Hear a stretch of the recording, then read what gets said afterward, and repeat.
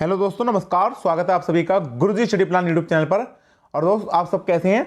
उम्मीद है आप सब बेहतर होंगे और आपके घर परिवार में आपके माता पिता भाई बहन भी काफ़ी बेहतर और स्वस्थ होंगे। तो देखिए फ्रेंड, आज की हमारी वीडियो रहेगी बुद्धि इंटेलिजेंस के ऊपर। और देखिए फ्रेंड, हम सभी छात्रों को, प्रत्येक राष्ट्र के प्रत्येक विद्यार्थी को सर्वश्रेष्ठ शिक्षा व एक समान और बेहतर शिक्षा देने में यकीन करते हैं और इसी मिशन के साथ हम लगे हुए हैं। और आप सभी के प्यार और विश्वास और सपोर्ट के लिए हम आपका दिल से आभार व्यक्त करते हैं। और आप इसी तरह हम पर अपना सपोर्ट और विश्वास बनाए रखिएगा।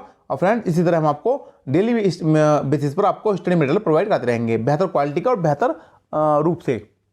तो देखिए फ्रेंड्स, आज की वीडियो हमारी बुद्धि इंटेलिजेंस के ऊपर रहने वाली है। इसमें ये एक बहुत ही मास्टर वीडियो होगी फ्रेंड्स, बहुत ही मास्टर वीडियो होगी। इसमें बुद्धि और बुद्धिलब्धि, उसके परीक्षण, उसके बुद्धि के प्रकार, बुद्धि के सिद्धांत, बुद्धि के विशेषताएं, लगभग सभी टॉपिकों को बहुत ही डिटेल में, बहुत ही फैक्ट वाइज और बहुत ही आसान सरल शब्दों में मैं आपको समझाऊंगा।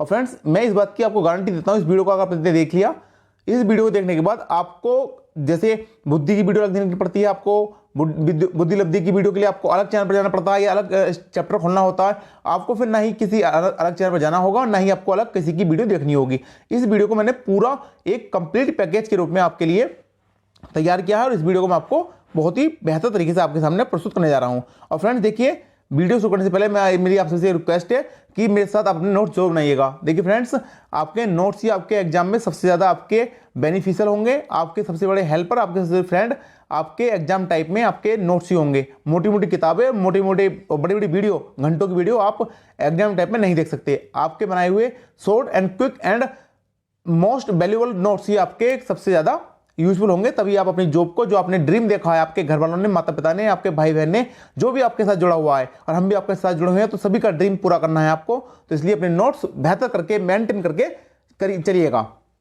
तो फ्रेंड, अब शुरू करते हैं आज की वीडियो। देखिए, बुद्धि की बात करते हैं। बुद्धि असल में होती क्या? बात होती है बुद्धि की, जिसको कहते हैं इंटेलिजेंस, बुद्धि। तो देखिए, विभिन्न प्रकार की योग्यता ही बुद्धि है। जब व्यक्ति में विभिन्न प्रकार की योग्यता आ जाती है तो उसको कहता है इसमें ही बुद्धि है। बुद्धि का स्वरूप की बात हो फ्रेंड्स, तो देखिए, अगर एग्जाम में क्वेश्चन बने कि बुद्धि कैसी, किस स्वरूप की है, तो ध्यान रखिएगा, बुद्धि अमूर्त होती है। देखिए, मूर्त और अमूर्त दो शब्द होते हैं। मूर्त वो होता है जो हमारे सामने वास्तविक रूप से उपस्थित हो। जैसे अगर मैंने कहा, जिसमें आप मान लीजिए किसी कमरे में बैठे हैं, आपके सामने किताब रखी है, आपके सामने फोन रखा है, तो ये मूर्त रूप है, आपको दिख रहा है, आप अपनी आंखों से देख सकते हैं, छू सकते हैं, तो यह है मूर्त। और अमूर्त क्या होगा? हमारे मन में चल रहे विचार, हमारे मन में चलने की कल्पना शक्तियां, या मान लीजिए बुद्धि, ये सभी हमारी मूर्त हैं। हमारी संवेदनाएं, हमारी भावनाएं सब अमूर्त हैं। तो ये सब अमूर्त हैं, जिनको हम ना देख सकते हैं, ना बस इनको महसूस किया सकता है, और इनका एक तरह से तुलना की जा सकती है कि ये कौन ज़्यादा बुद्धिमान और कम है। बाकी इनका कोई फिजिकल रूप से देख नहीं सकते, यही अमूर्त हैं। तो बुद्धि का स्वरूप भी फ्रेंड्स अमूर्त की कैटेगरी में ही आता है। बुद्धि समस्या को हल करने की क्षमता, योग्यता और गुण होती है। ये बुद्धि की डिटेल में बता रहा हूँ मैं फ्रेंड्स आपको। और जिसके पास जितनी अधिक होगी, देखिए, क्षमता और किसी समस्या को हल करने की आपकी क्षमता, कैपेबिलिटी, योग्यता, एबिलिटी एंड गुण, उसका प्रॉपर्टी आप में जितना ज़्यादा होगा, आप उतने ज़्यादा अधिक बुद्धिमान कहलाओगे। तो यही बुद्धि का शुरुआती ताना बाना है, जो मैंने आपको बहुत ही कम शब्दों में बुद्धि को समझा दिया। अब देखिए, बुद्धि की परिभाषा की बात आती है फ्रेंड्स। एग्जाम में आपके, चाहे टेट हो, यूपी टेट, सी टेट, कोई से एग्जाम हो, कथन से परिभाषाएं कहिए, कथन कहिए, इनमें से स्टेटमेंट से एंड डेफिनेशन से एक क्वेश्चन डेफिनेटली आपके एग्जाम में पूछा जाता है। और आपको देखिए, बुद्धि के ऊपर डिपेंड परिभाषा तो काफ़ी ज़्यादा है, लेकिन जो टॉप इंपोर्टेंट हैं, जिनके आने के एग्जाम में काफ़ी ज़्यादा पहले पूछे गई हैं और आगे भी पूछी जाती रहेंगी, क्योंकि ये कुछ प्रसिद्ध, काफ़ी फेमस परिभाषाएं हैं, स्टेटमेंट्स हैं, तो इन्हीं को आप नोट डाउन कीजिएगा। इसके अलावा आपको कोई पढ़ने की जरूरत नहीं है फ्रेंड्स। आपका क्वेश्चन बनेगा तो इनमें से ही बन जाएगा। देख लेते हैं। देखिए, पहली परिभाषा है, बुद्धि अमूर्त विचारों के बारे में सोचने की योग्यता है। बुद्धि हमारे अमूर्त विचारों को सोचने की योग्यता है। तो इसको ये परिभाषा दी है, कथन दिया गया टर्मन महोदय द्वारा। सीखने की योग्यता ही बुद्धि है, ये बताया बगिंघम महोदय ने। सीखने की योग्यता ही बुद्धि है। बुद्धि कार्य करने की एक विधि है, ये बताया वुडवर्थ ने। वुडवर्थ महोदय ने कहा कि बुद्धि कार्य करने की एक विधि है। नवीन परिस्थितियों को झेलने की मस्तिष्क की नम्यता ही बुद्धि है, मन साहब की परिभाषा है। और अनुभव के अनुसार लाभ उठाने की योग्यता ही बुद्धि है। और ये बड़ महोदय ने बुद्धि के बारे में अपनी परिभाषा दी है। तो देखिए फ्रेंड्स, ये लगभग 5 परिभाषाएं हैं। आप इन सभी को अच्छे से देखिएगा और अच्छे से इनको याद करिएगा, क्योंकि इनमें से ही क्वेश्चन आपका एग्जाम में पूछा जाएगा। अब बात आती है फ्रेंड बुद्धि के इतिहास की। देखिए, बुद्धि का जिस तरह से काफी विकास हुआ और बुद्धि पर विभिन्न मनोवैज्ञानिकों ने अपने रिसर्च की, अपनी थ्योरी और सिद्धांत दिए हैं, तो उसके आधार पर बुद्धि का इतिहास बन गया है। तो उस इतिहास को भी जानना जरूरी है। सीधा एग्जाम में 1 नंबर क्वेश्चन सीधा आता है। और देखिए फ्रेंड्स, काफी लोग गलती करते हैं कि अगर उनसे पूछा जाए कि बुद्धि शब्द का प्रयोग सर्वप्रथम कब किया गया, तो अधिकांश लोग उसका उत्तर लगाते हैं या तो लगाएंगे अल्फ्रेड बिने को, या लगाएंगे फ्रेंड स्टर्न को या टर्न को। असल में आपको पता होना चाहिए बुद्धि शब्द का जो प्रयोग किया गया, सब पहली बार जो इस शब्द का कह सकते हैं आपको जन्म हुआ, प्रयोग किया गया, वो किया गया था फ्रांस के रहने वाले थे गाल्टन महोदय द्वारा 1885 में। तो आप देखिए नोट्स बनाते चलिएगा और पॉइंट डालते चलिएगा नोट्स में अपने। 1885 में सर्वप्रथम इंग्लैंड के फ्रांसिस गाल्टन ने बुद्धि शब्द का प्रयोग किया था।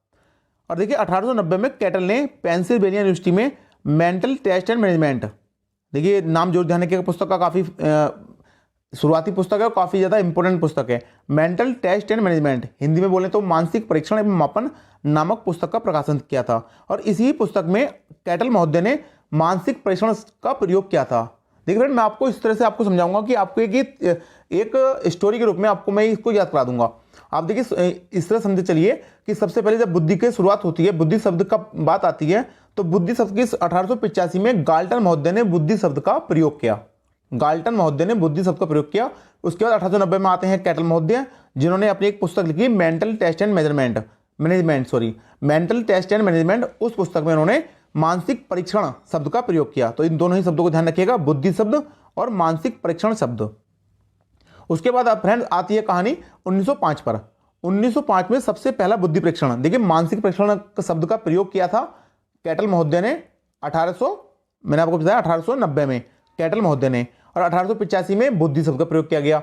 लेकिन 1905 में जब हम आगे बढ़ते हैं 1890 से, तो 1905 में सबसे पहला बुद्धि परीक्षण किया गया, बिने साइमन बुद्धि परीक्षण किया गया, जिसको किया था अल्फ्रेड बिने ने। अगर क्वेश्चन एग्जाम में ये बन जाए कि सबसे पहला बुद्धि परीक्षण किसने तैयार किया, किसने किया, तो ध्यान रखिएगा अल्फ्रेड बिने ने और साइमन के साथ किया था। तो इसलिए इस परीक्षण का नाम बिने साइमन परीक्षण, बुद्धि परीक्षण इसको कहा जाता है। और इसके बाद 1908 में अल्फ्रेड बिने ने मानसिक आयु शब्द का प्रयोग किया। देखिए मानसिक परीक्षण की बात हो जाए शब्द की, तो ध्यान रखिएगा 1890 में कैटल महोदय ने प्रयोग किया। मानसिक आयु की बात हो तो 1908 में अल्फ्रेड बिने ने यूज किया। और बुद्धि शब्द की बात हो तो 1885 में गाल्टन महोदय ने, जो फ्रांस के रहने वाले थे, उन्होंने उस शब्द का प्रयोग किया। और सबसे पहला परीक्षण 1905 में अल्फ्रेड और बिने और साइमन ने बुद्धि परीक्षण सर्वप्रथम तैयार किया था। अब देखिए 1912 में सर्वप्रथम स्टर्न और कुहलमैन के द्वारा बुद्धि लब्धि का सूत्र दिया गया। देखिए फ्रेंड, इससे 2 क्वेश्चन बनेंगे। देखिए नेक्स्ट पेज मैंने दिया है, आपको देखिएगा। अगर क्वेश्चन पूछ ले आपका, देखिए फ्रेंड, अगर एग्जाम में क्वेश्चन ये पूछ ले कि बुद्धि लब्धि का सूत्र किसने दिया, देखिए समझेगा शब्दों की मैं किस वर्डिंग को यूज कर रहा हूं, उस वर्डिंग को समझेगा। आपको अपना एक क्वेश्चन गलत नहीं करना, अपना एक नंबर बिल्कुल नहीं खोना है। जो आपको आता है उसको भी अगर नंबर खो के आएंगे तो फ्रेंड्स ये काफी दुख की और काफी चिंता की बात होगी कि आप जानते हुए भी अपना एक नंबर खो रहे हैं एग्जाम में। देखिए वर्डिंग देखिए क्या वर्डिंग है। बुद्धि लब्धि का अगर सूत्र पूछे कि बुद्धि लब्धि का सूत्र किसने दिया, तो ध्यान रखिएगा स्टर्न महोदय ने, साथ में कुहलमैन का नाम भी आ जाएगा, लेकिन जो प्रमुख मनोवैज्ञानिक हैं बुद्धि के, वो है स्टर्न महोदय, जिन्होंने बुद्धि लब्धि का सूत्र दिया। देखिए फ्रेंड, यहाँ सूत्र देने की बात हुई है, खाली उन्होंने इस पर कोई प्रयोग नहीं किया, कोई परीक्षण करके नहीं देखा, सिर्फ एक सूत्र दे दिया। और वो सूत्र क्या था, बुद्धि लब्धि इक्वल टू मानसिक आयु बटे वास्तविक आयु। मानसिक आयु कहते हैं mental as, MA upon CA, CA मतलब क्रोनिकल एज, वास्तविक आयु। और कहीं लिखा मिल जाए इंग्लिश में तो आपको इंग्लिश में पता होना चाहिए फ्रेंड। IQ इक्वल टू बुद्धि लब्धि कहेंगे intelligence quotient, IQ equal to MA upon CA। MA मतलब मानसिक आयु, मेंटल एज, और CA मतलब वास्तविक आयु, क्रोनिकल एज। तो ये सूत्र दिया गया स्टर्न महोदय द्वारा। और देखिए बात आती है 1916 की। 1912 में हमने बात करी, टर्मन महोदय ने स्टर्न महोदय ने सिर्फ बुद्धि लब्धि का सूत्र दिया। लेकिन 1916 में टर्मन के द्वारा बुद्धि लब्धि का सूत्र दिया गया, उसको संशोधित कर दिया गया। और उसमें क्या किया गया, देखिए उसमें गुणा 100, जो हमारी बुद्धि लब्धि निकल रही थी मानसिक आयु अपन वास्तविक आयु से, उसमें 100 से गुणा करके बुद्धि लब्धि का एक संशोधित परिमार्जित सूत्र दे दिया। और इसी के द्वारा ही सभी इन फ्यूचर में बुद्धि लब्धि का जो मापन किया जाता है, आज की डेट में फ्रेंड्स वर्तमान में भी जो बुद्धि लब्धि का मापन किया जाता है, किसी बच्चे की बुद्धि लब्धि मापी जाती है, तो यही सूत्र चला आ रहा है। इसमें कोई फिर बाद में संशोधन नहीं किया गया, क्योंकि ये बहुत ही रिलायबल और बहुत ही सटीक बुद्धि परीक्षण का सूत्र है। तो ध्यान रखिएगा 1912 में स्टर्न महोदय ने इस सूत्र को दिया, लेकिन उसमें सूत्र में ना कोई प्रयोग किया ना परीक्षण किया, और बाद में उस सूत्र में गुणा 100 करके टर्मन महोदय ने दे दिया। और इसी कारण टर्मन महोदय का नाम बुद्धि लब्धि के सूत्र और उसके परीक्षण से काफी ज्यादा अटैच हो गया, संबंधित हो गया, जुड़ता है नाम ये। तो आप ध्यान रखिएगा। अब फ्रेंड बात आती है बुद्धि के प्रकार के बारे में। अभी हमने देखा बुद्धि का इतिहास। बुद्धि का इतिहास मैंने एक बार आपको देखो क्विक रिवाइज करा देता हूँ, जिससे आपका देखिए जितनी बार रिवाइज करेंगे उतनी जल्दी आपको याद होगा। एक बार क्विक रिवाइज देख लेते हैं। सबसे पहले मैंने बताया आपको 1885 में बुद्धि शब्द का प्रयोग करने वाले मनोवैज्ञानिक थे गाल्टन महोदय, और 1885 बाद 90 में आते हैं कैटल महोदय।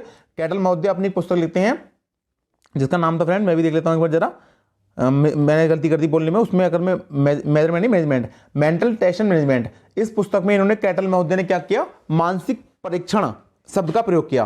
परीक्षण किया नहीं, खाली परीक्षण शब्द का प्रयोग किया। बुद्धि का प्रयोग गाल्टन महोदय ने किया, फिर मानसिक शब्द का प्रयोग किया कैटल महोदय ने। फिर आते हैं 1905 में। 1905 में अल्फ्रेड बिने महोदय अपना एक अल्फ्रेड बिने और साइमन के साथ एक बुद्धि का परीक्षण लेकर आते हैं, और 1908 में यही मानसिक आयु शब्द का प्रयोग कर लेते हैं। मानसिक आयु का वहां पर मानसिक परीक्षण का प्रयोग किया गया 1890 में, और 1908 में मानसिक आयु का प्रयोग किया गया। फिर 1912 में आते हैं स्टर्न महोदय, जो कि अपने बुद्धि लब्धि का सूत्र लेकर आते हैं। उसमें ना तो गुणा 100 है और ना ही उसका कोई परीक्षण किया गया। और 1916 में टर्न महोदय उस सूत्र को परिमार्जित करते हैं, उसका अपडेटेड वर्जन देते हैं, उसमें गुणा 100 लगाते हैं, मानसिक आयु बटे वास्तविक आयु गुणा 100, और उसका फिर परीक्षण करते हैं, और वही सूत्र आज तक चलता आ रहा है। तो देखिए आपने इस तरह से एक स्टोरी बनाकर इसका एक क्रम बनाकर आपको ध्यान रखना है। अब बात आती है फ्रेंड बुद्धि के प्रकार की। थॉर्नडाइक और गैरेट बहुत ही ज़्यादा फेमस मनोवैज्ञानिक है जिन्होंने बुद्धि को प्रयोग किया है। थॉर्नडाइक महोदय ने हालांकि बिल्ली के ऊपर प्रयोग करके अपना एक सिद्धांत दिया है, लेकिन आज हम बात कर रहे हैं थॉर्नडाइक की बुद्धि के परिप्रेक्ष्य में। तो थॉर्नडाइक और गैरेट ने बुद्धि के 3 प्रकार बताए हैं। और देखिए फ्रेंड क्या क्या नाम है इनके, नाम आपको जरूर पता होना चाहिए, क्योंकि एग्जाम में क्वेश्चन ये बनेगा, तीनों नाम दे दिए जाएंगे और चौथा साथ में कोई एक नाम और दे दिया जाएगा जो कि गलत होगा, और जब तक आपको सही नाम नहीं पता होंगे आप गलत नाम को नहीं छाट सकते। तो इनके 3 प्रकार हैं फ्रेंड्स। पहली है मूर्त बुद्धि, दूसरी अमूर्त बुद्धि, और तीसरी सामाजिक बुद्धि। मूर्त बुद्धि, अमूर्त बुद्धि और सामाजिक बुद्धि।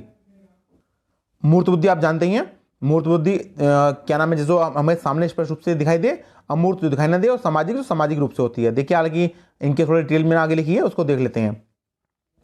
मूर्त बुद्धि से यांत्रिक बुद्धि भी कहते हैं, और इस बुद्धि का संबंध यंत्रों और मशीनों से होता है। जो भी हम यंत्रों से मशीन से काम कर रहे हों, या फिर जैसे राजमिस्त्री होते हैं वो अपने कन्नी और उनके पास जो हथौड़ी वसूली होती है उससे चढ़ाई करते हैं, तो वो सब जो बुद्धि है ना उनकी, वो यांत्रिक बुद्धि है। यंत्रों के द्वारा वो काम कर रहे हैं और आपको स्पष्ट रूप से सामने दिख भी रहा है कि वो क्या काम कर रहे हैं। तो ये मूर्त रूप है, उस बुद्धि का जो प्रयोग हो रहा है वो मूर्त रूप में प्रयोग हो रहा है, यही मूर्त बुद्धि है। बात हो अमूर्त बुद्धि की, तो देखिए अमूर्त बुद्धि का संबंध पुस्तक व ज्ञान से होता है। असल में क्या होता है, जैसे कवि हैं, कवि हो लेखक हुए, तो जब ये लिखते हैं लिखने से पहले क्या करते हैं, या वैज्ञानिक हैं, ये दिमाग में अपने मस्तिष्क में काफी बड़ा थिंकिंग करते हैं, सोचते हैं, विचारते हैं। तो वो आपको दिख नहीं रहा होता क्या कर रहे हैं, आप सोचेंगे खाली बैठे हैं, लेकिन वो दिमाग से सोच रहे हैं। एक राजमिस्त्री आपके सामने बैठा हो या कोई लकड़ी काम करने बढ़ाई, तो आपको दिख रहा है कि ये काम कर रहा है, तो आप कहेंगे हाँ कुछ कर रहा है। लेकिन वहीं एक वैज्ञानिक या एक लेखक या कवि अगर बैठा हुआ कुछ उड़ा हुआ कर रहा है अपने दिमाग में, तो आप सोचेंगे कि तो कुछ नहीं कर रहा, लेकिन वो अपने दिमाग से काम कर रहा है, उसमें सोच रहा है, चिंतन कर रहा है। तो वही है अमूर्त बुद्धि। और तीसरी फ्रेंड आती है सामाजिक बुद्धि। इस बुद्धि का संबंध समाज के साथ अनुकूलनशीलता से होता है, अर्थात आप समाज के साथ कितना अच्छा अपना रिलेशन बना सकते हैं। जैसे नेता लोग होते हैं फ्रेंड्स, नेता लोग जो है वो सामाजिक बुद्धि के होते हैं, वो अपना समाज के साथ इतना अच्छा अंत्यक्रिया बना के चलते हैं कि जैसा वो कहते हैं लगभग उनके जो फॉलोअर्स होते हैं वो सभी उनकी बात को मानते हैं। तो ये 3 प्रकार के प्रकार हुए बुद्धि के। थॉर्नडाइक और गैरेट महोदय के अनुसार मूर्त बुद्धि, अमूर्त बुद्धि और सामाजिक बुद्धि। तो आप इनको ध्यान रखिएगा।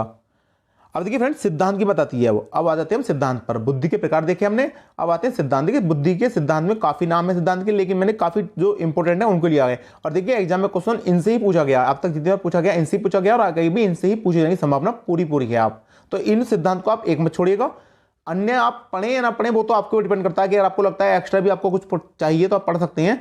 लेकिन जो मैं आपको पढ़ा रहा हूं इसमें से आप एक सिद्धांत में छोड़ना फ्रेंड्स, इनमें से एक सिद्धांत में छोड़ना। काफी ज्यादा डिटेल नहीं लिए मैंने, 3-4 मेन है और बाकी मैंने बस उनके प्रवर्तक कौन है और उसके बारे में 1 या 2 लाइन में लिखी है, तो आप उसको नोट डाउन कीजिएगा और उनको जरूर ध्यान रखिएगा। एग्जाम में क्वेश्चन सीधा बनेगा फ्रेंड्स। पहला आता है फ्रेंड एक तत्व सिद्धांत का।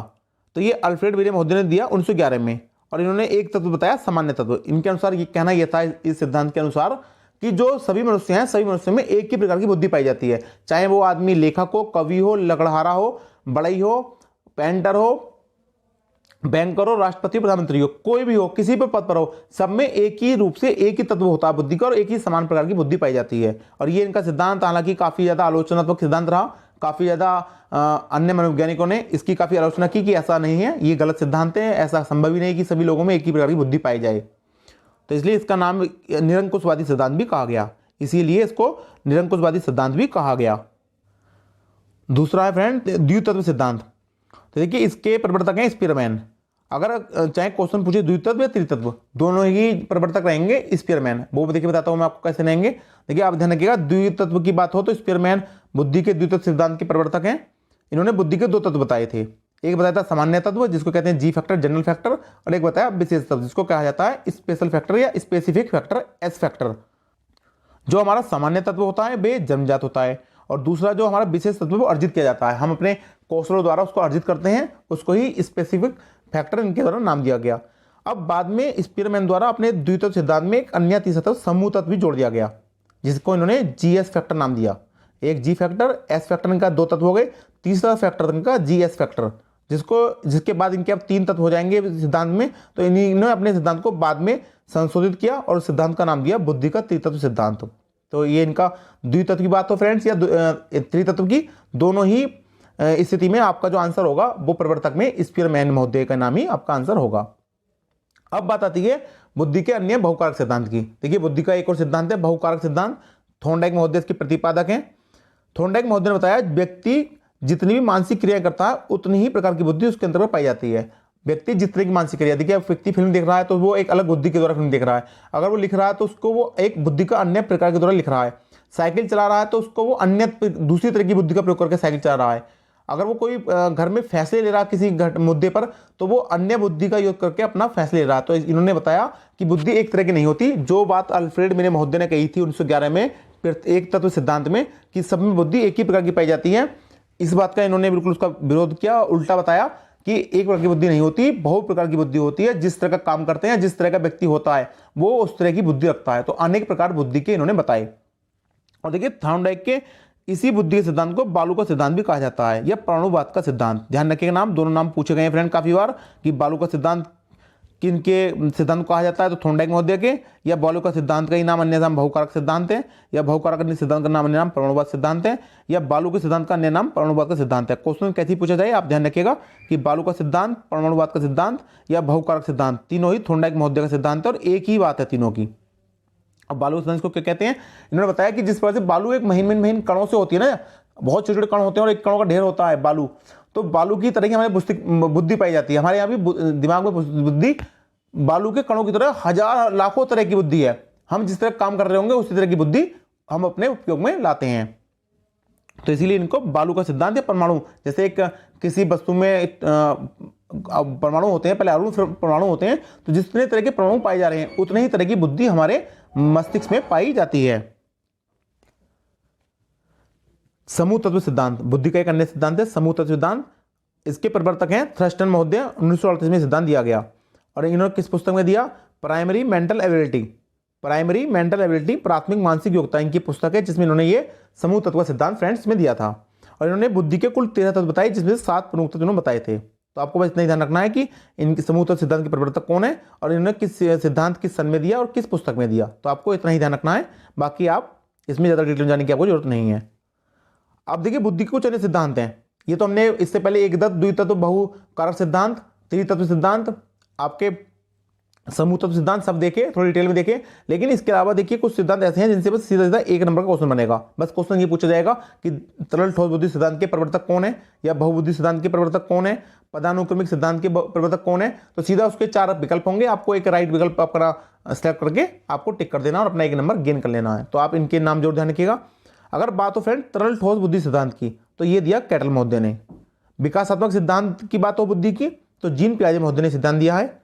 बुद्धि का कैवक है सिद्धांत, ये हैब महोदय ने दिया। काफी अच्छा सिद्धांत है फ्रेंड और काफी इंपोर्टेंट है। बुद्धि का कैवक है सिद्धांत, जो कि हैब महोदय ने दिया है। डिटेल में पढ़ने की जरूरत नहीं है फ्रेंड्स, खाली आप इनका नाम, सिद्धांत का नाम और उनके प्रवर्तक जो है जिन्होंने दिया है सिद्धांत, उसका नाम ध्यान रखिएगा। पदानुक्रमिक सिद्धांत की बात करें तो फिलिप बर्नन महोदय ने सिद्धांत दिया। बहुबुद्धि सिद्धांत हावर्ड गार्डनर ने। देखिए फ्रेंड्स, कई स्टूडेंट्स एग्जाम में इस बात में कंफ्यूज हो जाते हैं कि बहुबुद्धि का सिद्धांत या बहुकारक सिद्धांत। तो वो सोचते हैं कि बहुकारक सिद्धांत थॉर्नडाइक महोदय ने दिया तो बहुबुद्धि का सिद्धांत भी थॉर्नडाइक ने दिया, जबकि ऐसा नहीं है। वर्डिंग पर ध्यान रखिएगा, क्या एग्जामिनर से पूछ रहा है और क्या आप उसको बताना चाह रहे हैं। दोनों में डिफरेंट हो जाता है। एग्जामिनर पूछना कुछ आता है और आप उसको बता कुछ देते हैं, फिर आपका मार्क्स कट जाता है। अगर पूछे एग्जामिनर कि बहुकारक का, कि जिसमें बहुकारक होते हैं बुद्धि में, वो सिद्धांत दिया थॉर्नडाइक महोदय ने। और अगर पूछ ले बहुबुद्धि का सिद्धांत दिया तो ध्यान रखना हार्वर्ड गार्डनर आपका आंसर होगा, ना कि थॉर्नडाइक महोदय। नंबर सिक्योर कीजिएगा अपना। गलती आप अभी कर लीजिएगा, अभी बेशक आप गलती एक बार, 3 बार, 4 बार कर लीजिएगा, माफ है सब गलतियां, लेकिन फिर एग्जाम में आपकी एक गलती माफ नहीं होती, वहां पर आपको दोबारा मौका नहीं मिलता। जो करना होता है उसी समय एक बार में कर देना होता है। लेवल 1 तथा 2 का सिद्धांत ये दिया जॉनसन महोदय ने, तो ध्यान रखिएगा। ये आप सिद्धांत है 5 सिद्धांत 6 सिद्धांत, इनके आप खाली नाम ध्यान रखिएगा और काफी इंपॉर्टेंट सिद्धांत हैं ये। और देखिए फ्रेंड्स, अगर आपको हमारी वीडियो पसंद आ रही हो, आपको लग रहा हो कि हम आपके लिए काफी मेहनत से और काफी बहुत ही इजी वे में आपको समझा रहे हैं और आपके लिए बेहतर कंटेंट प्रोवाइड कर रहे हैं, तो आपसे फ्रेंड रिक्वेस्ट है कि आप हमारी इस वीडियो को जरूर लाइक कीजिएगा और कम से कम अपने 5 फ्रेंड के साथ हमारी इस वीडियो के लिंक को भी जरूर शेयर कीजिएगा, जिससे फ्रेंड्स हमारी भी सपोर्ट हो सके, हमारा चैनल भी लोगों तक पहुंचे और हमारी रीच बढ़े। और दूसरा फ्रेंड, जिन लोगों को अभी तक अच्छे रूप से कंटेंट नहीं मिल पा रहा है, जिनकी तैयारी इतनी बेहतर नहीं हो पा रही है, अगर वो हमसे जुड़ते हैं तो फ्रेंड्स हम भी डेफिनेटली इस बात की अश्योरिटी देते हैं कि उनकी तैयारी काफ़ी अच्छी हो जाएगी और वे भी अपने जो सपना देख के बैठे हैं अपने मन में मस्तिष्क में, तो उनका सपना भी जरूर पूरा होगा। तो फ्रेंड्स, आप इसमें थोड़ी सी हेल्प हम कर रहे हैं आपके, आप भी थोड़ी हेल्प करिए हमारी, और उन लोगों की, बच्चों की भी हेल्प कीजिएगा जो बच्चे अभी तक हमसे नहीं पहुंच पाए हैं, तो उन तक आप अपनी इस लिंक को जरूर शेयर कीजिएगा। और फ्रेंड्स, जो साथी अभी हमारे चैनल पर नए हैं और अभी तक हमारे चैनल को सब्सक्राइब नहीं किया, उन सबसे रिक्वेस्ट है कि हमारे चैनल को सब्सक्राइब कर दें और बेल आइकन को प्रेस कर दें। और देखिए फ्रेंड्स, इसमें कोई जोरदस्ती वाली बात नहीं है। अगर आपको अच्छा लगता है कि हम वीडियो आपके लिए बना रहे हैं, बेहतर बना रहे हैं, तो हम ईमानदारी से काम कर रहे हैं, तो आप भी अपनी ईमानदारी दिखा सकते हैं और अपने चैनल को सब्सक्राइब कर सकते हैं। और बेल आइकन को दबाना ना भूलिएगा फ्रेंड, क्योंकि बेल आइकन आप नहीं प्रेस नहीं करेंगे तो जो हमारी वीडियो अपलोड होती है तो उसका नोटिफिकेशन आपको तुरंत नहीं मिल पाएगा। तो ठीक है फ्रेंड्स, ये हमारी हो गई इसके बारे में बात। अब वापस टॉपिक पर आ जाते हैं। एक सिद्धांत है बुद्धि का, त्रिचापित या त्रितंत्र का सिद्धांत। ये भी एक बुद्धि का सिद्धांत है। इस 2 नाम है इसके। अगर पूछ ले त्रिचापित सिद्धांत या पूछ ले त्रितंत्र सिद्धांत, तो ध्यान रखना स्टेनबर्ग महोदय का ये सिद्धांत है बुद्धि का। और देखिए, त्रितंत्र में जो 3 अवयव, 3 तंत्र जिनका नाम दिया गया है वो कौन कौन से हैं? प्रसंगाश्रित घटक, वातावरणीय घटक और ज्ञान संग्रहण घटक। 3 घटक हैं इसमें, 3 तंत्र, 3 अवयव हैं। प्रसंगाश्रित घटक, वातावरणीय घटक और ज्ञान संग्रहण। खाली आपको नाम ध्यान रखने हैं, डिटेल आपको देखनी नहीं है। एग्जाम में क्वेश्चन बस ये पूछ सकता है कि इन दिए गए 4 में से कौन सा स्टेनबर्ग के त्रिचापित या त्रितंत्र सिद्धांत का घटक या अवयव नहीं है। तो आपको 3 नाम याद होंगे, तभी आप चौथे विकल्प को पहचान पाएंगे कि ये विकल्प उसमें नहीं है। अब बात आती है फ्रेंड बुद्धि की विशेषताएं की। हमने बुद्धि के इतिहास पढ़ा, बुद्धि की परिभाषाएं पढ़ी, बुद्धि के प्रकार पढ़े। थॉर्नडाइक गैरेट महोदय के अनुसार 3 बुद्धि थी, मूर्त, अमूर्त और सामाजिक। उसके अलावा हमने बुद्धि के सिद्धांत पढ़े और उसके बाद अब फ्रेंड बात आ जाती है बुद्धि की विशेषताओं की, जिसके बारे में पढ़ रहे हैं। तो बुद्धि की विशेषताएं, तो देखिए, बुद्धि जन्मजात शक्ति व योग्यता है। बुद्धि जो होती है वो जन्मजात है, एक शक्ति है और एक हमारी एक एबिलिटी योग्यता है। बुद्धि एक विकासशील है, बुद्धि का विकास होता है और ये परिवर्तनशील है और इसमें परिवर्तन भी काफी समय पर होता रहता है। बुद्धि पर वंशानुक्रम और वातावरण दोनों का प्रभाव पड़ता है, खाली एक का नहीं। देखिए फ्रेंड, आप वंश से किस वंश के अनुसार आप पैदा हो रहे हैं तो उस वंश का भी आप पर प्रभाव पड़ेगा, और दूसरा साथ में फ्रेंड वातावरण का पड़ता है। कई बार क्या होता है, काफ़ी ज़्यादा प्रखर मेधावी माता पिताओं के बच्चे भी काफ़ी नॉर्मल सामान्य रह जाते हैं, और काफ़ी सामान्य व्यक्तियों के बच्चे भी काफ़ी ज़्यादा प्रखर बहुत तेज होते हैं। तो इसमें खाली ये नहीं कह सकते कि खाली वंशानुक्रम कि हमारा जो माता पिता से हमको जो जीन मिल रहा है, जो गुण मिल रहे हैं, उस पर ही प्रभाव है। वातावरण का भी काफ़ी ज़्यादा इफेक्ट पड़ता है। वातावरण भी पूरी भूमिका अपनी हमारे बुद्धि के विकास में निभाता है। बुद्धि आयु और परिस्थिति के अनुसार बदलती रहती है। जैसे जैसे बच्चा बड़ा होता है या परिस्थितियां बदलती हैं, बच्चे की बुद्धि का विकास भी बदलता रहता है। तर्क वितर्क करना, चिंतन करना और कल्पना करना, ये सभी योग्यताएं ही बुद्धि की योग्यताएं कहलाती हैं। और प्रत्येक वातावरण में समायोजन स्थापित कर लेना, यही योग्यता हमारी बुद्धि की योग्यता कहलाती है। तो देखिए, बुद्धि की विशेषताएं हैं, 4-5 बुद्धि विशेषताएं, काफ़ी आसान विशेषताएं हैं, काफ़ी आप एक बार देख लेंगे तो आपको अपने आप ही दिमाग में ये छप जाएगा आपके। अब बात आती है फ्रेंड बुद्धि मापन की। अब तक हमने देखा बुद्धि के बारे में डिटेल सब कुछ, इतिहास, प्रकार, सिद्धांत, सब कुछ देखे। अब बात आती है अगर बुद्धि मापने की बात, क्या बुद्धि तो हमने बता दी कि बुद्धि ये चीज़ है, ऐसा है वैसा है, लेकिन अब बात बुद्धि मापी कैसे जाएगी। बुद्धि प्रैक्टिकल रूप में, अब प्रैक्टिकल की बात आ गई फ्रेंड, थ्योरी हमने काफी पढ़ ली, प्रैक्टिकल रूप में कैसे मापी जाएगी उसके बारे में पढ़ लेते हैं। देखिए, बुद्धि मापन को सफल बनाने वाले जो वैज्ञानिक हैं, जिनका श्रेय जाता है वो जाता है अल्फ्रेड बिने महोदय को, जिन्होंने 1905 में ही अपना बिने साइमन बुद्धि परीक्षण दे दिया था। तो इसलिए बुद्धि मापन को सफल बनाने वाले मनोवैज्ञानिक में नाम आएगा, ध्यान रखिएगा, अल्फ्रेड बिने। और सबसे पहले बुद्धि परीक्षण की बात करें तो भी अल्फ्रेड बिने महोदय, बताया मैंने आपको 1905 में इन्होंने अल्फ्रेड और साइमन महोदय ने, जिनको बिने साइमन बुद्धि परीक्षण कहा जाता है, इन्होंने दे दिया था। तो सबसे पहले बुद्धि का परीक्षण भी अल्फ्रेड बिने ने किया था। अब देखिए 1905 के पूर्व जो बुद्धि परीक्षण किया जाता था वो शरीर के आधार पर किया जाता था। शरीर की संरचना के आधार पर बुद्धि का अनुमान लगाया जाता था कि ये किस तरह के शरीर में आ रहा है, किस प्रकार में टाइप में, उसी प्रकार की इसमें बुद्धि होगी। उसके बाद जब काल आता है अल्फ्रेड विनोमोद्य का 1905 से 11 का जो काल है ना फ्रेंड्स, क्वेश्चन में पूछ ले कि 1905 से 11 का काल किस मनोवैज्ञानिक के बुद्धि के विकास का काल है, तो ध्यान रखिएगा अल्फ्रेड विनोमोद्य का काल है 1905 से 11 तक का। इसमें इन्होंने मानसिक आयु के आधार पर बुद्धि परीक्षण को रखा और 1911 के बाद जो रखा गया वो बुद्धि लब्धि के आधार पर। बुद्धि लब्धि जो IQ मैंने आपको बताया जिसका सूत्र स्टर्न महोदय ने दिया 1912 में, और 1916 में टर्न महोदय ने गुणा 100 करके उसका परीक्षण करना शुरू कर दिया। तो 1911 के बाद वो शुरू हुआ काम, 1912 में सूत्र आया है और 16 में उस पर गुणा 100 करके बाद में उस पर परीक्षण होने शुरू हो गए हैं।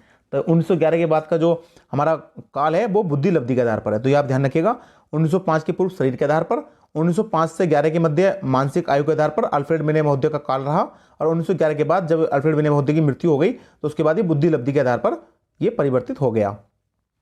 अल्फ्रेड विनय से पहले बुद्धि का मापन शरीर के आधार पर किया जाता था।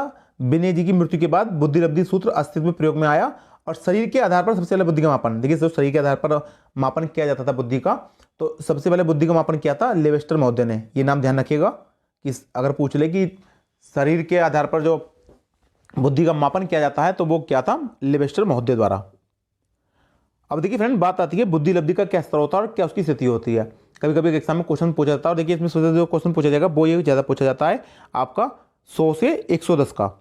ये क्वेश्चन बहुत बनता है कि उच्च सामान्य बुद्धि का बालक की बुद्धि लब्धि का स्तर कितना होता है।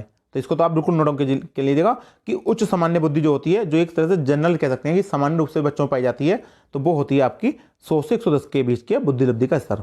बाकी आप और भी देखिएगा 25 से कम हो तो उसको जड़ बुद्धि या महामूर्ख की कैटेगरी में रखा गया है, उसकी स्थिति रखी गई है। 25 से 49 की बात हो फ्रेंड्स तो इसको मूर्ख बुद्धि कहा जाता है। 50 से 69 वाली की बुद्धि लब्धि इसकी हो उसको अल्प बुद्धि, 70 से 79 को क्षीण बुद्धि और 80 से 89 को मंद बुद्धि की कैटेगरी में रखा गया है। 90 से 99 निम्न सामान्य बुद्धि में रखा गया है। 100 से 110 उच्च सामान्य बुद्धि, जो मैंने आपको उसमें बताया कि आपको ये तो बिल्कुल ध्यान रखना है। सबसे ज्यादा क्वेश्चन अगर बनेगा और बनता है तो उच्च सामान्य बुद्धि, जो एक तरह से कह सकते हैं सामान्य व्यक्तियों में जो सामान्य रूप से सबको लिया जाए तो उसमें जो बुद्धि पाई जाएगी वो 100 से 110 के लेवल की मानी गई है कि बुद्धि लब्धि 100 से 110 के स्तर की उसमें होती है। 110 से 19 की प्रखर बुद्धि में आ जाती है फ्रेंड्स। 120 से 129 उत्कृष्ट बुद्धि होशियार बच्चों में शुरू हो जाती है आनी है। 130 से 39 अति उत्कृष्ट व्यक्ति और 140 से अधिक तो देखिए काफ़ी ज़्यादा प्रतिभाशाली बहुत मेधावी बच्चे जो होते हैं, जो मेधावी व्यक्ति होते हैं उनकी बुद्धि होती है 140 से अधिक। तो आप ध्यान रखिएगा इस बुद्धि लब्धि स्तर को। अब फ्रेंड देखिए दो बातें और आती हैं, सीधा क्वेश्चन बनता है एग्जाम में कि बेसल बर्स और टर्मिनल बर्स, दो ही टर्म है बेसल बर्स एंड टर्मिनल बर्स। तो आप इनको भी जान लीजिए। जिस अधिकतम आयु स्तर के प्रश्नों को बालक हल कर देता है उसको बेसल बर्स कहते हैं। बालक अपनी जितनी वास्तविक उम्र का है, मान लीजिए 10 उम्र का बालक है, अगर वो 12 वर्ष के लेवल की 12 वर्ष का बच्चा जिन सवालों को जिन समस्याओं को हल करेगा, अगर वो 10 वर्ष का बालक ही हल कर दे तो बालक के लिए वो वर्ष 12 वर्ष जो होगा 10 वर्ष के बालक के लिए बेसल वर्ष होगा। क्या अर्थात कि बालक अपने उम्र से अधिक के उम्र के सवाल समस्याओं को हल कर रहा है, तो इसलिए बालक के लिए वह वर्ष जो उससे उम्र के ज़्यादा के वर्ष हैं वो उसके लिए बेसल वर्ष के रूप में काउंट किए जाएंगे। और फ्रेंड टर्मिनल वर्ष कहा जाता है जिस आयु स्तर के प्रश्नों को बालक हल नहीं कर पाता उसे टर्मिनल वर्ष कहते हैं। कि अर्थात जिस उम्र के बच्चों को जब सवाल दिए गए और वो उस उम्र के जो जिस उम्र के दिए गए उस उम्र के हल नहीं कर पा रहा है तो वो उसके टर्मिनल हैं। टर्मिनल आप जानते भी है, ये शब्द इंग्लिश का शब्द है, जैसे रेलवे टर्मिनल होता है जहाँ एक तरह से एंड हो जाए, जहाँ खत्म हो जाए, रुक जाए चीज़, तो उसको कहते हैं टर्मिनल। कोई अगर बिजली में भी देखिए दो टर्मिनल कहते हैं क्योंकि लास्ट पॉइंट जो होंगे उनको कहा जाता है टर्मिनल। तो जहाँ पर स्थिति खत्म हो जाए, रुक जाए बिल्कुल, तो उसको कहा जाता है टर्मिनल। तो यही इस टर्म में देखिए बात आई है कि जिस आयु स्तर के प्रश्नों को बालक हल नहीं कर पाता। देखिए जहाँ तक हल करता जा रहा है, देखिए बालक जैसे मान लीजिए 10 साल का है, उसको हमने एक देखिए ये मान लीजिए उसको 11 साल पे हमने सवाल दिए, उन्हें वो हल कर लिया। 12 वर्ष के उम्र के जो बच्चों के सवाल हैं समस्याएं वो उसको दी, हल कर ली। 13 की दी तो उन्हें उसको भी हल कर ली। तो ये और 14 की दी तो मान लीजिए 14 को वो हल नहीं कर पाया। तो यहाँ तक 11 वर्ष, 12 वर्ष, 13 वर्ष ये सभी उसके बेसल वर्ष हैं। ये सब बेसल वर्ष हैं कि वो सबको हल कर रहा है। अपनी उम्र तो उसकी असल में वास्तविक 10 साल है, लेकिन वो 11 साल, 12 साल, 13 साल सभी को हल करता हुआ जा रहा है, तो उसके बेसल वर्ष हैं। और जैसे 14 साल पर पहुंचा सवाल पर, ना कि उम्र पर, उम्र तो 10 साल की है लेकिन 14 साल की उम्र के सवालों पर जब पहुंचा तो वो हल नहीं कर पाया, तो उसके लिए कौन सा वर्ष हो गया, टर्मिनल। अर्थात यहाँ पर उसका एंड हो गया, यहाँ पर वो रुक गया। तो फ्रेंड्स उम्मीद है कि आपको ये बेसल बर्स और टर्मिनल बर्स भी काफ़ी अच्छे से समझ में आ गए होंगे। अब फ्रेंड बात आती है दो वर्ड और हैं परीक्षण के ऊपर, आर्मी अल्फा परीक्षण और आर्मी बीटा परीक्षण। काफ़ी ज़्यादा चर्चित हैं, बहुत क्वेश्चन बनता है, और आपने जो भी बुद्धि लब्धि का चैप्टर पढ़ा होगा तो इन दो शब्दों से तो जरूर वो रूबरू होता ही होगा, आर्मी अल्फा परीक्षण और आर्मी बीटा परीक्षण। देखिए इसको आर्मी से क्यों जोड़ा गया। 1915 के आसपास जब प्रथम विश्व शुरू हुआ था, 1415 के आसपास, तो उस समय अमेरिका में जो सेनाएं थी उनके पास काफ़ी कम उनके जवान थे, सेना में जो सैनिक भर्ती होते हैं काफ़ी कम थे। तो उसमें युद्ध लड़ना था अमेरिका को प्रथम विश्व में, तो उसके लिए उन्होंने क्या किया, ज़्यादा से ज़्यादा जो उनके नागरिक हैं उनको भर्ती किया गया सेना में। अब उनको भर्ती करने के लिए देखिए फ्रेंड ऐसा है कि आप सेना में किसी को भर्ती करेंगे तो देखिए जो हमारे देश की नागरिक होंगे, जनता होंगी, तो उस समय में जब 1915 की बात है, अमेरिका के शहर में भी काफ़ी ज़्यादा लिटरेसी रेट काफ़ी कम था, साक्षरता इतनी नहीं थी, तो कुछ लोग काफ़ी बड़ी आबादी पढ़ी लिखी भी थी, काफ़ी बड़ी आबादी अनपढ़ भी थी। तो अब देखिए जो कम पढ़ी लिखी है तो आप उसको ज़्यादा बड़े हथियार या ऐसी चीज़ नहीं दे सकते जिसका जो पढ़े लिखे से संबंधित चीज़ें उसको जानना जरूरी है कि कितने सिस्टम पे कितने पॉइंट या टारगेट पे काम करेगा, तो आप उसको वो चीज़ दे सकते हैं लड़ने के लिए जो जिसमें उसका कोई दिमागी उपयोग ना हो, खाली बस मोटा मोटा समझा दो वो समझ जाए। तो इसीलिए इसी चीज़ को श्योर करने के लिए कि कौन वह लोग होशियार हैं और कौन कम बुद्धि के हैं, कि उनको उसी तरह काम दिया जाएगा सेना में। अब देखिए इतना समय नहीं था अमेरिका के पास कि वो एक एक व्यक्ति का परीक्षण करता, कि एक एक व्यक्ति का लेते, उसका टेस्ट होता पूरा, फिर उसे पहचानते कि ये काबिल है या नहीं है, कि ये पढ़े लिखों की कैटेगरी में आएगा या अनपढ़ की। इतना समय नहीं था, तो इसलिए सामूहिक रूप से परीक्षण किए गए और समूह के समूह उठाए गए, लगभग 500 लोग हो गए, 1000 लोगों के समूह रखे और उनके सामने एक सीधा सामूहिक परीक्षण किया गया। तो उन्हीं के दो नाम दिए गए, आर्मी अल्फा परीक्षण और आर्मी बीटा परीक्षण। देखिए आर्मी अल्फा में क्या किया गया, यह शाब्दिक परीक्षण था, शब्दों के द्वारा परीक्षण किया गया, इसमें शब्द बताए गए, शब्द सुनवाए गए, और यह पढ़े लिखे व्यक्तियों के लिए है। तो जो लोग पढ़े लिखे थे वो इन शब्दों को पहचान पाएंगे, उन्हीं शब्दों का उत्तर दे पाएंगे, तो इससे वो छटनी हो गई कि कौन पढ़े लिखे व्यक्ति हैं। और प्रथम विश्व के दौरान ये किया गया था। और आर्मी बीटा ये दोनों लोगों के लिए है, चाहे वो अनपढ़ हो या देखिए पढ़ा लिखा होगा तो वो तो शब्दों को जो बातें जिद के पहले जो अनपढ़ होगा तो वो शब्दों को तो पहचान नहीं पाएगा, लेकिन जो पढ़ा लिखा वो तो पहचान लेगा, लेकिन वो जो भी टेस्ट अनपढ़ के लिए होंगे वो तो सब पास कर लेगा ना वो व्यक्ति। और देखिए अनपढ़ का मतलब मेरा फ्रेंड्स यहाँ पर ऐसा नहीं है कि अनपढ़ का मतलब व्यक्ति होशियार नहीं होता, अनपढ़ को आप होशियार से मतलब है फ्रेंड्स। अनपढ़ चीज़ लिटरेसी रेट अलग चीज़ होती है, व्यवहारिकता अलग चीज़ होती है। आप पढ़ाई कितनी ज़्यादा कर लें उससे कोई मतलब नहीं होता फ्रेंड, आपकी व्यवहारिकता सबसे बड़ी होती है, आपका व्यवहार, आपकी व्यवहारिकता, आपकी प्रैक्टिकल नॉलेज। असल मायनों में सबसे ज़्यादा जीवन जो कारगर फ्रेंड्स होती है ना, किताबी नॉलेज से मुकाबले प्रैक्टिकल नॉलेज आपको कितनी ज़्यादा, आप व्यवहारिक कितने हैं वो मेन होता है। तो यहाँ पर आप इसको मत लगाइएगा, आप इस पर हट मत होइएगा कि मैं अनपढ़ कह रहा हूँ, तो अनपढ़ मतलब इसका नहीं है कि बुद्धि कम है, अनपढ़ मतलब है कि वो किस कार्य को कर सकते हैं, किस कार्य को वो अच्छा कर सकते हैं। देखिए अगर कोई अभी हाल ही में एक महिला है तुलसी गौड़ा, जिनको अभी तुलसी जी को पद्मश्री दिया गया, तो देखिए वो महिला पूरी जिंदगी कभी स्कूल नहीं गई, कभी पढ़ी नहीं, अभी राष्ट्रपति भवन में उन्होंने राष्ट्रपति महोदय जो हमारे हैं श्री रामनाथ कोविंद जी से पद्मश्री पुरस्कार प्राप्त किया था। नंगे पैर वो वहाँ पर गई थी राष्ट्रपति भवन में, और वहाँ से उन्होंने पुरस्कार प्राप्त किया, और काफ़ी पूरे सभी हमारे प्रधानमंत्री और मंत्री और सभी लोग अधिकारी लोग से सभी ने उनका सम्मान किया। तो देखिए फ्रेंड्स उन्होंने कभी जिंदगी में पढ़ाई नहीं की, लेकिन उनको पेड़ों के बारे में इतनी ज़्यादा नॉलेज है, उनको हर प्रजाति का पेड़ किस उम्र में उसको फल लगता है, कब उसको कौन सी दवाई चाहिए, किससे उसका उपचार होता है, सब उनको ऐसा याद है कि जैसे मान लीजिए जैसे एक चलती फिरती इंसाइक्लोपीडिया है पेड़ों की वो। तो फ्रेंड यहाँ पढ़ने से कोई मतलब नहीं है, बात है कि उसको किस तरह के उसमें योग्यता है। तो उस योग्यता के आधार पर दो परीक्षण किए गए, आर्मी अल्फा परीक्षण और आर्मी बीटा परीक्षण।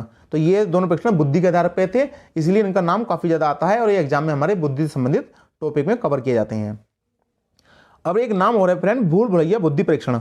यह 3 से 14 वर्ष के बालकों को किया जाता है। ये भूल भुलैया भैया जैसे पजलिंग चीज़ दे दी कि भूल भुलैया में बच्चों को छोड़ दिया गया और उनसे कहा गया कि आप खुद ही बाहर आइए और अपने अनुसार अपने दिमाग का प्रयोग करते हुए, अपनी बुद्धि का प्रयोग करते हुए आप रास्ता निकालिए। तो ये 3 से 14 वर्ष के बालकों को किया जाता है। और बात आ जाएगा फ्रेंड्स कि इसके प्रवर्तक कौन थे, तो ध्यान रखिएगा पोर्टियस महोदय ने भूल भुलैया बुद्धि परीक्षण दिया था।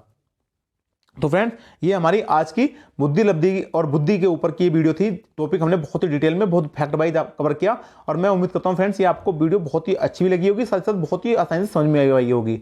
और फ्रेंड्स आपको जो कन्फ्यूजन रहता है कि बुद्धि के ऊपर कि टर्मन महोदय का नाम आए, गाल्टन का नाम आए, तो आप उसमें ध्यान रखिएगा। एक बार फिर देख लेते हैं।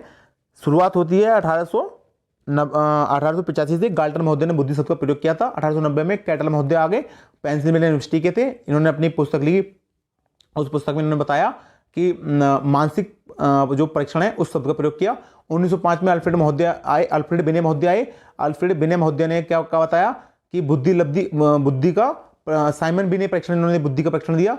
1908 में इन्होंने मानसिक आयु का प्रयोग किया शब्द का। 1912 में स्टर्न महोदय आए। स्टर्न महोदय ने बुद्धि लब्धि का खाली सूत्र दिया और उसी सूत्र को 1916 में टर्मन महोदय ने परिमार्जित किया, संशोधित किया, गुणा 100 उसमें लगाया, मानसिक आयु बटे वास्तविक आयु गुणा 100, और उस पर परीक्षण करने शुरू किए। तो इस तरह से बुद्धि का एक इतिहास है और आपको बहुत ही अच्छे समझ में आया होगा। और फ्रेंड्स, अगर आपको वीडियो पसंद आई तो आप वीडियो जो लाइक कीजिएगा। और देखिए फ्रेंड्स, हमने कल इस चैनल पर एक वीडियो अपलोड की है पर्यावरण समसामयिकी की।